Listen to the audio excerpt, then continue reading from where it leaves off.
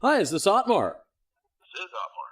Hi, this is Chris Smith calling, Royalton Community Radio. Thank you so much for making the time. Oh, you're welcome. My pleasure. So, you're in New Jersey right now? I am. And last night was Somerville, Massachusetts? That's correct. And tomorrow is Litchfield, Connecticut. Oh, man, you're all over the East Coast. That's right. And then New Hampshire, and then New Hampshire near Vermont. And I noticed you've got an East Coast tour and a West Coast tour here in 2014. What are you going to do with the month off in between? Enjoy being home for a little bit, Nice. that sort of thing. Hang out with my friends, and I like making bread, so I'll be making bread while I'm practicing for the next tour. Nice. Well, excellent. I just have a few quick questions, and thank you again for making the time. Royalton Community Radio is about 20 miles north of White River Junction, Vermont, where you'll be playing the Tupelo Music Hall. And I got to say, it's probably got one of the best sound systems in New England. So I can't wait to hear you there. I always look forward, and I love playing there. And every morning when I get to White River Junction, I walk over to the there's a co-op, and I'll buy some maple syrup grape tea, because where I live in Santa Fe, you can get A and B, but you can never get C. And having spent some time in Vermont before, I really like the grape tea, so I'm looking forward to that. Excellent. Just a couple questions. I'm really interested in. Your career has spanned a lot of changes in the music industry. When you started, music was really a physical thing, records, tapes, and CDs. Today it's digital downloads, and I'm wondering what you think of those changes. Was it better as a physical form, or has the digital download changed music for the better? Well, let's put it this way: if I could be transported back in the mid '90s, and live with a large record company, with the right people, I would do that again immediately. Between 1991 and '98, I had a great product manager at Epic, who's become a dear friend, who I'm still in touch with. He doesn't work for the record company anymore. But I really loved the way that all was structured. I could really concentrate on the music, whereas now I have to do lots of other stuff. We're a really small company. We have to do everything ourselves. And there is an appreciation of knowing more about the business. But, I really would prefer if I didn't know. And I was just with a large record company in the middle of the 90s. But knowing what record companies are like now, this is my choice of where I am. What I do like is I like being able to engineer myself, which I could never do before. When we were recording on 2-inch tape, I am not a very mechanically inclined person. I could have never engineered myself, but since 2002, I actually engineer all my records myself. So that's been possible through the computer, and I do think that while it's different for every instrument, I still think that rock and roll and a big drum kit probably sounds better on analog for the flamenco guitar, which is really a rather short and soft sound. The digital actually has been a wonderful move, and I think it sounds better. Wow. Well, that leads me to another question.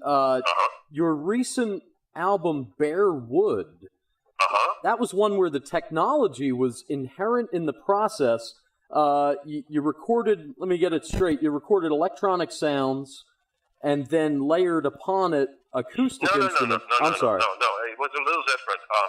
What happened is essentially bare wood, except for that song that's entirely new, which is Fire Opal, is a compilation. So the original track had, in part, some electronics on it, some synthesizers, some electric guitar, electric basses, sometimes multiple drums, etc. And what I did is I stripped all of those elements away, so it became sort of a subtractive process of working. And then we added all new upright bass tracks, and I did a few extra guitar parts, some new solos in it. So it's a very stripped down. It's almost what we would sound like live, and in fact, we do some of those songs in that way in our live show, where there's literally just the cajon, which is a drum box. It's a Peruvian instrument that the percussionist sits on, upright bass, and my flamenco guitar. So that's what that album is. And then the opposite way is an album that we also recently put out called 305, which is very much an additive album in the sense that I play a lot more instruments. I play flamenco guitar. I also play electric guitar, and it's a very different sound. And what we do in the live show now is we switch between. Earlier in the show, we do the bare wood set, we call it, with the upright bass, and then the second half of the show, John switches to his electric basses, and the percussionist switches to a really cool hybrid drum kit that he has developed. And I pick up the electric guitar for a couple of little interludes, but mostly it's also the flamenco guitar. So it's actually a really interesting variety that you get with the two albums. Yeah, and it kind of raises a larger question beyond just instrumentation. It seems like technology has really enabled changes to the creative process for musicians. Yes and no.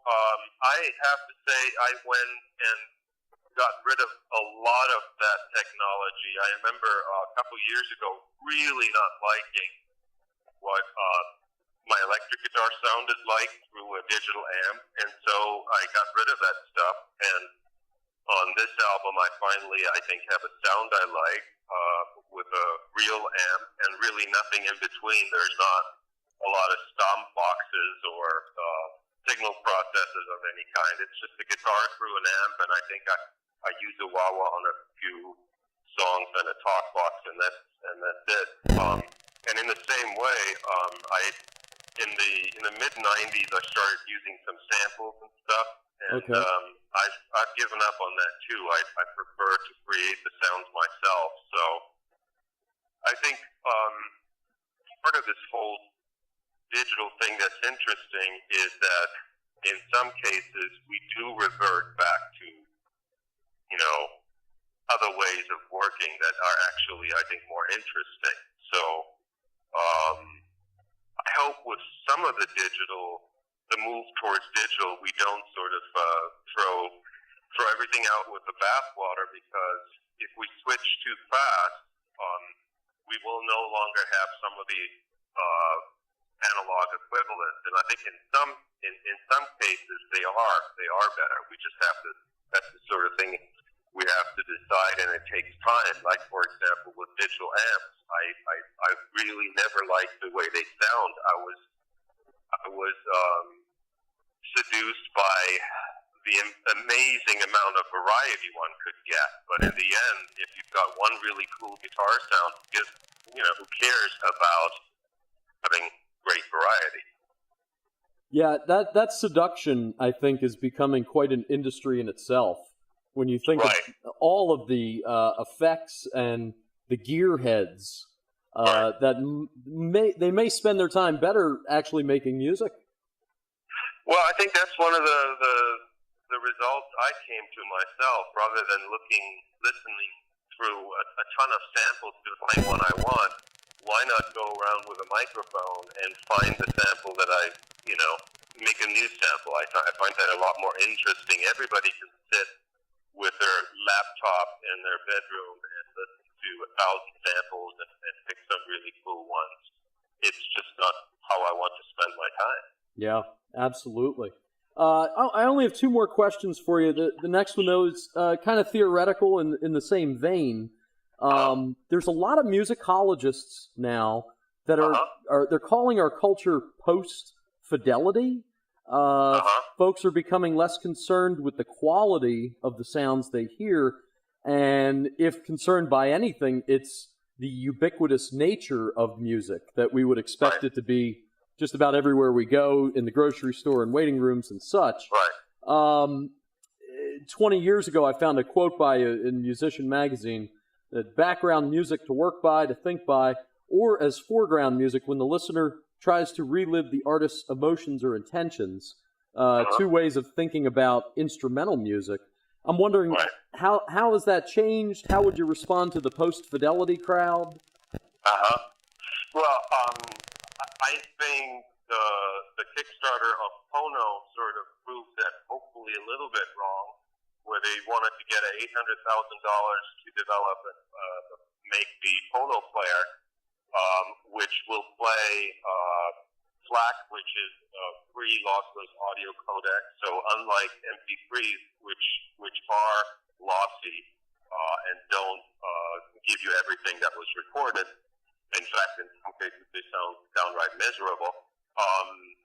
FLAC will be the quality of CDs or quite a bit higher, and the Pono player plays that. And I think within, they finished their Kickstarter at $6 million and sold thousands of those things before they're even starting production. So I think that interest makes me hopeful that people, when they hear MP3, which, undoubtedly is incredibly convenient, that it takes away from, it doesn't sound very good. It takes away from the experience of music. So I don't think the last, word has been spoken on the quality. I don't think I think there is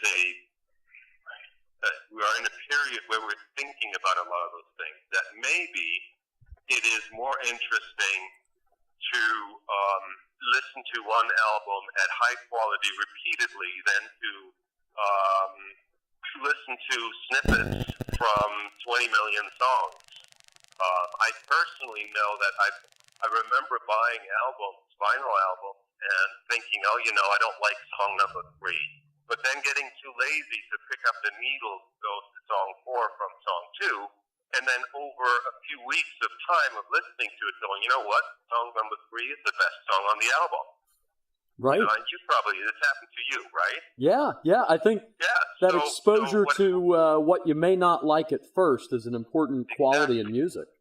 So by doing this picking and choosing and buying only singles, we've sort of ruined that sort of depth, and I think it will come back because there's something really beautiful in that.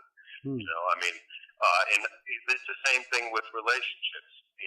Some relationships need deepening. You need certain people, whether they're partners or not, that for 20, 30 years or even just 10 years makes a huge difference compared to knowing 6 or 7 people that you just met at a party.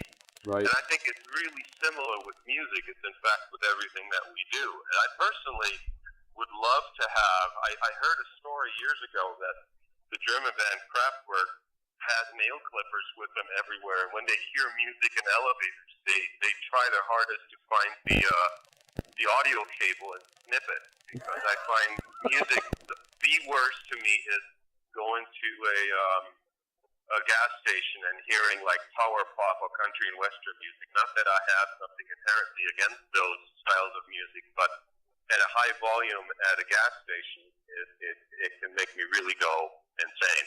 Yeah, I think we'll be piping music into our lives in a different way in 20 years, and that may come from technology, but it may also come from decisions about how we want to listen to it.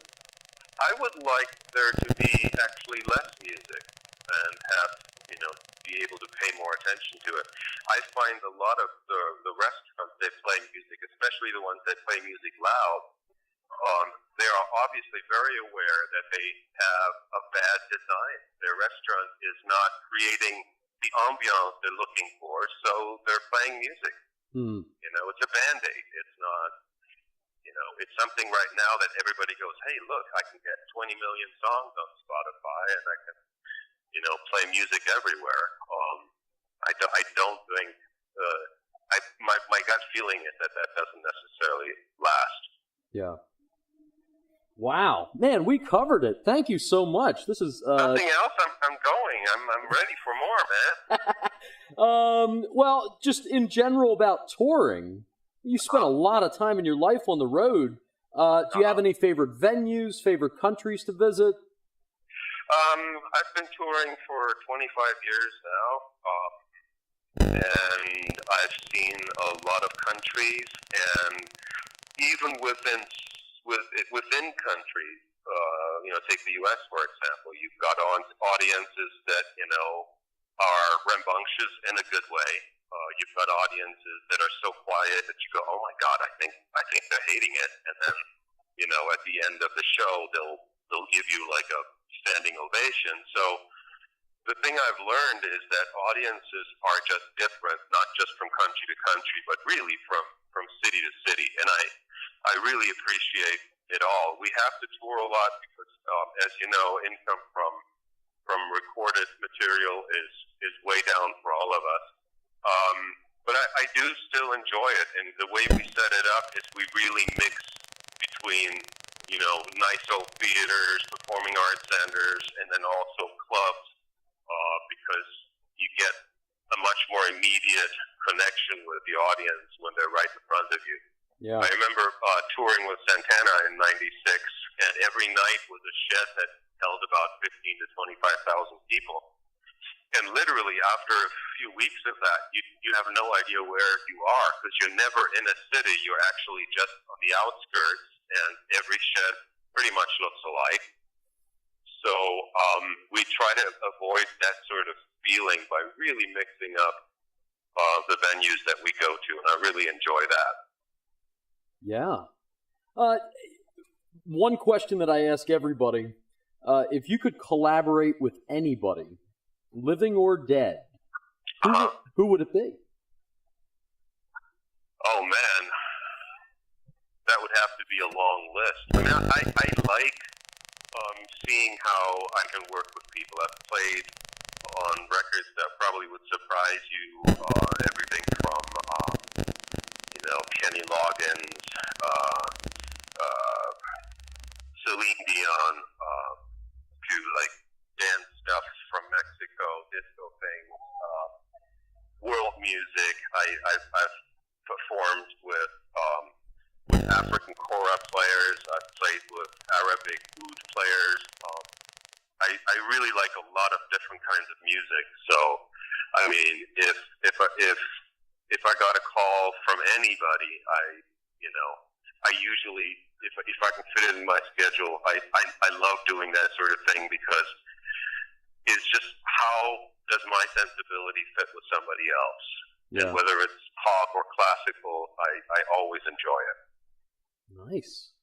I'm sort of avoiding that question a little bit. That's fine. That's fine. I don't blame you. There's musical name dropping is I understand.